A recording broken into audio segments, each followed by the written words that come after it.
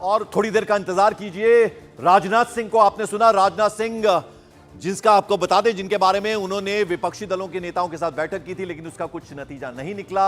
यानी अब यह चुनाव होगा, यह उन्होंने ऐलान कर दिया है। थोड़ी देर में ही संसद की कार्यवाही शुरू होगी। 11 बजे का वक्त है, कुछ ही मिनट बचे हैं।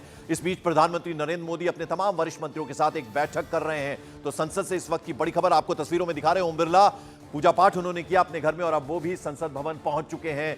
राहुल गांधी की भी तस्वीर हम आपको दिखाएंगे, वो भी कुछ देर पहले पहुंचे हैं संसद भवन। तस्वीरों में आप देख रहे हैं ओम बिरला सबको नमस्कार करते हुए। आज चुनाव अब होने जा रहा है जिसमें के सुरेश के साथ उनका मुकाबला है। नंबर गेम की अगर हम बात करें तो नंबर सब एनडीए के पक्ष में जाते हुए नजर आ रहे हैं, 272 उससे कहीं ज्यादा। लेकिन फिर भी हालांकि के सुरेश ने यह बात कही थी कि हार जीत का सवाल नहीं है, यानी उन्हें भी कहीं ना कहीं मालूम है कि नंबर उनके साथ में, उनके पक्ष में नहीं है।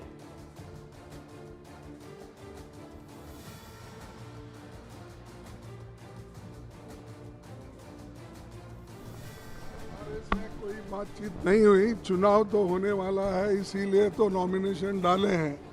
और जब नॉमिनेशन डालते हैं तो चुनाव के लिए ही डालते ना। कुछ रात को कुछ बातचीत सर, कुछ आइस ब्रेकिंग कह रहे हैं कि शायद आपको डिप्टी स्पीकर का पोस्ट पे अभी भी आप लोग अड़े हुए हैं सर। नहीं, अब तो बातचीत ही नहीं तो सवाल उठता नहीं।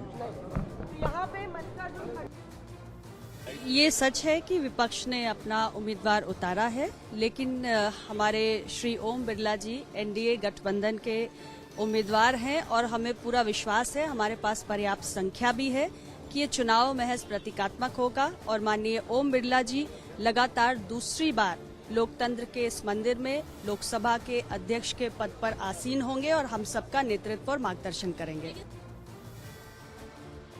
एक गलत परंपरा की शुरुआत उन्होंने की है।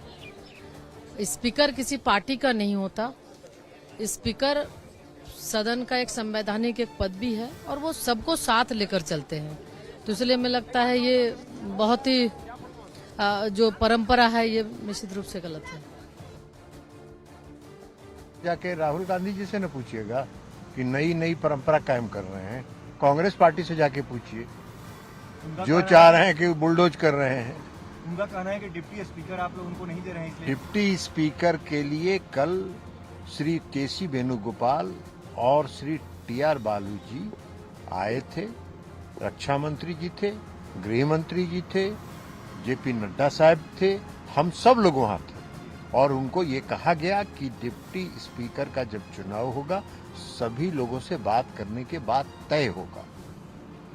वो कह रहे थे कि आज की तारीख में आप ये मंजूर करिए और इसका ऐलान करिए। तो कहीं शर्तों के साथ काम होता है क्या?